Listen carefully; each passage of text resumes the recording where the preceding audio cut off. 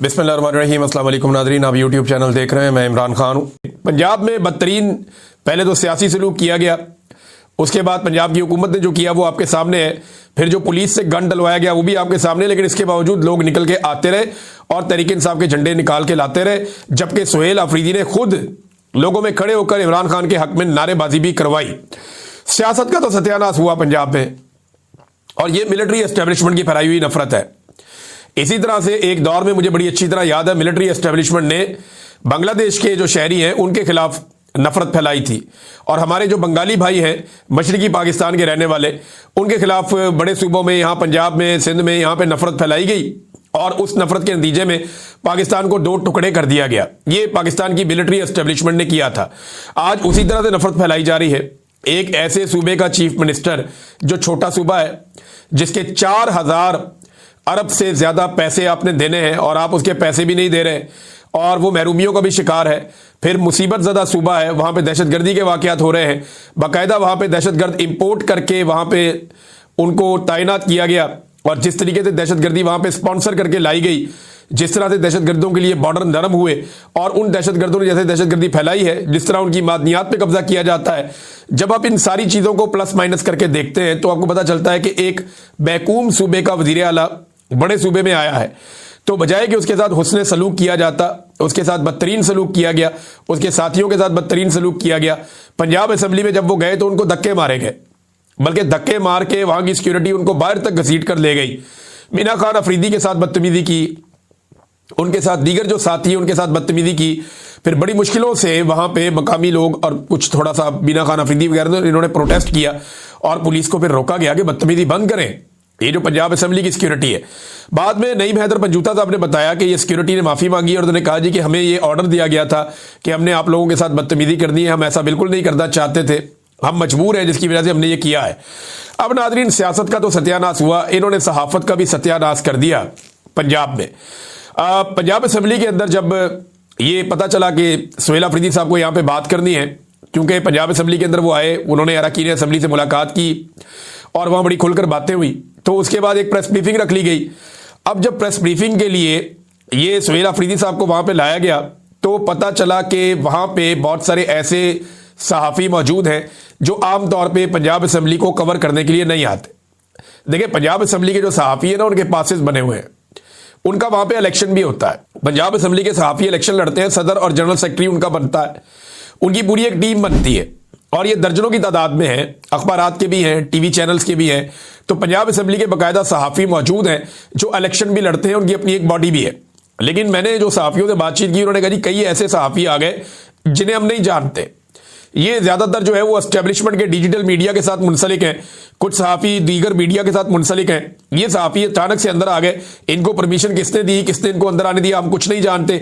ये सहाफ़ी वहां पे मौजूद थे और इन्होंने ही वहां माहौल खराब किया। खैबर पख्तूनख्वा से आने वाले मेहमानों के साथ सहाफ़ियों ने, जो लाए गए सहाफ़ी थे जिनको प्लांट किया गया था वहां पे, उन्होंने काफी बदतमीजी की, काफी हुल्लड़बाजी की। होता तो यह है कि जब भी कभी किसी और सूबे से कोई रहनुमा आता है या कोई पहुंचता है तो सबसे पहले सहाफ़ती बरादरी में से एक सीनियर आदमी खड़ा होता है, वो उठकर कहता है जी हम आपको वेलकम करते हैं, अब हमारे सवाल आते हैं, उनके जवाब आप दे दें। फिर बारी बारी सवाल किया जाता है। लेकिन यहां पे एक हुल्लड़बाजी थी, बदतमीजी थी, सबने मोबाइल फोन निकाले हुए थे, और बाकायदा एक प्लान्ड अटैक सवालात का किया गया वजीर आला खैबर पख्तूनख्वा से। यानी अगर आप सवालात देखें तो आपको आइडिया हो जाएगा कि मेहमानों के साथ इन सहाफ़ी गिद्धों ने क्या किया। आप स्मगलर हैं, यह सवाल किया गया। आप चर्च लेकर आए हैं, यह सवाल किया गया। लाहौर कैसा लगा, खैबर पख्तूनख्वा में आप सड़कें क्यों नहीं बनाते, यह सवाल किया गया। और यह सवाल करने वाले वो लोग हैं जो शायद कभी खैबर पख्तूनख्वा गए भी नहीं होंगे, इन्होंने देखा भी नहीं कि खैबर पख्तूनख्वा में क्या काम हुआ और क्या काम रह गया है। खैबर पख्तूनख्वा में आप जाएं तो पुलिस आपके साथ ऐसी ज्यादती कभी नहीं करती।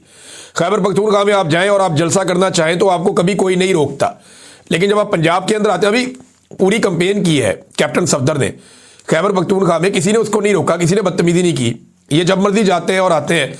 लेकिन यहां पंजाब के अंदर बदतमीजी का एक तूफान खड़ा किया हुआ है, और सहाफ़ियों ने इस बारे में कुछ नहीं पूछा। यानी इंडिया से भी आ जाए ना मेहमान, तो सहाफ़ी उनके साथ भी कभी ऐसे बदतमीजी नहीं करते जो दुश्मन मुल्क है। ये तो पाकिस्तान का अपना सूबा है, और वहां से जो मेहमान आए उनके साथ ये बदतमीजी की गई, और बाकायदा इनको प्लांट किया गया। ये प्लांटेड क्वेश्चन थे, और ये प्लांट करके जानबूझ के ऐसे घटिया और गंदे सवालात करवाए गए, और इंस्टिगेट किया गया कि किसी तरह तसादुम हो जाए। मीना खान अफरीदी ने एक सख्त जवाब दिया जो गैर जरूरी था। यह जवाब वो गुरेज कर सकते थे, लेकिन जब बहुत लगातार आपके ऊपर जबर होता है, लगातार आपके साथ बदतमीजी होती है, आपको धक्के दिए जाते हैं, आपके साथियों को मारा जाता है, तो ऐसी सूरत हाल में फिर यह होता है कि इस किस्म के हीट ऑफ द मूवमेंट में इंसान के मुंह से ऐसी बात निकले। लेकिन आपका टेस्ट भी यही होता है, आपका इम्तिहान भी यही होता है, आपको यहीं पे सब्र करना होता है। और ये ट्रैप किया गया था और मीना खान अफरीदी जो है वो जज्बाती हो गए। उन्होंने एक ऐसा जवाब दिया जो गैर जरूरी था। वो इस जवाब से गुरेज करते तो सारा का सारा बलपा मौजूदा पंजाब हुकूमत के ऊपर ही रहता और इन्हीं सहाफियों के ऊपर सारी तनकीद होती। बड़ी बदतमीजी की गई। इसी तरह की बदतमीजी जो है वो अलीमा खानम के साथ की जाती है अडियाला जेल के बाहर, और उसी तरह के करैक्टर्स को यहां पहुंचाया गया है। अब नादरीन, इसके अलावा जो लाहौरी है उन्होंने तो मोहब्बत की और बहादुरी का सबूत दिया है। लाहौरी निकले, फैमिलियां निकली, वो आए, उन्होंने आकर लब्बैक कहा, वो काफी देर खड़े रहे। अभी ये दौरा आगे चलता रहेगा। अभी सोहेल अफरीदी साहब यहां पे कोट लखपत जेल में जो कैद है पाकिस्तान तहरीक इंसाफ के रहनुमा, उनसे मुलाकात करने की कोशिश करेंगे। उनका कुछ वकला के साथ मुलाकात है, वहां पे वो एक खिताब करेंगे और दीगर कुछ और चीजें हैं वो भी सोहेल अफरीदी ने एक बड़ी इंपॉर्टेंट बात की। उसने कहा जी जिसने कपड़े बेचने थे कौम के लिए, याद है आपको शहबाज शरीफ का स्टेटमेंट कि मुझे इस कौम के लिए अगर अपने कपड़े बेचने पड़े तो मैं कपड़े बेच दूंगा। तो वो कपड़े बेचने वाले ने पीआईए बेच दी और पीआईए भी ओने पोने ही बेच दी। और पीआईए ऐसी बेची है कि क्यामत तक पाकिस्तानी याद रखेंगे कि किसी ने पाकिस्तान का सौदा किया है। अब नाज़रीन, पुलिस के हवाले से ये एक और चीज मैं आपको बताता हूं। ये कुछ गर्दिश कर रहा है व्हाट्सएप ग्रुप्स के अंदर। एक मैसेज बज़ाहिर दिखाई देता है जैसे किसी पुलिस वाले ने एएसपी शहर बानो नकवी का एक मैसेज कॉपी करके पोस्ट कर दिया है। बज़ाहिर ऐसा दिखाई देता है। इसमें ऊपर दो तस्वीरें लगी हुई हैं जहां पुलिस वाले नाके पे खड़े हैं। नाका है 180H कट के ऊपर। 180H जो है वो शरीफ फैमिली का मॉडल टाउन वाला इलाका है।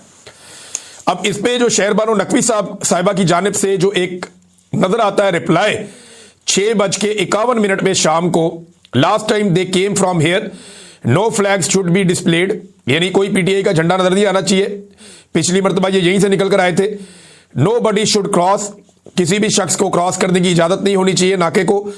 आई शिल किल यू, यानी मैं आपको कत्ल कर दूंगी अगर ऐसा कुछ हुआ तो। उसके नीचे एक पुलिस वाला है सैयद शफकत, उसकी तस्वीर और उसका एक मैसेज भी नजर आ रहा है, उसका नंबर भी लिखा हुआ है। बहरहाल ये मैं अपनी टीम से कहूंगा कि नंबर छुपा लें, इनके नंबर पब्लिक नहीं होने चाहिए। इन लोगों के ये नामुनासिब होगा, इनके नंबर्स को जो है ब्लर कर दें। लेकिन सोशल मीडिया के ऊपर तो हर तरफ ये गर्दिश कर रहे हैं ऑलरेडी। तो जब पुलिस इस तरह की हरकतें करेगी तो कोई अच्छी मिसाल तो कायम नहीं होगी। तो काफी गंद इन्होंने मारा है। अब तक के लिए इतने, अपना ख्याल रखिएगा, अपने चैनल का भी।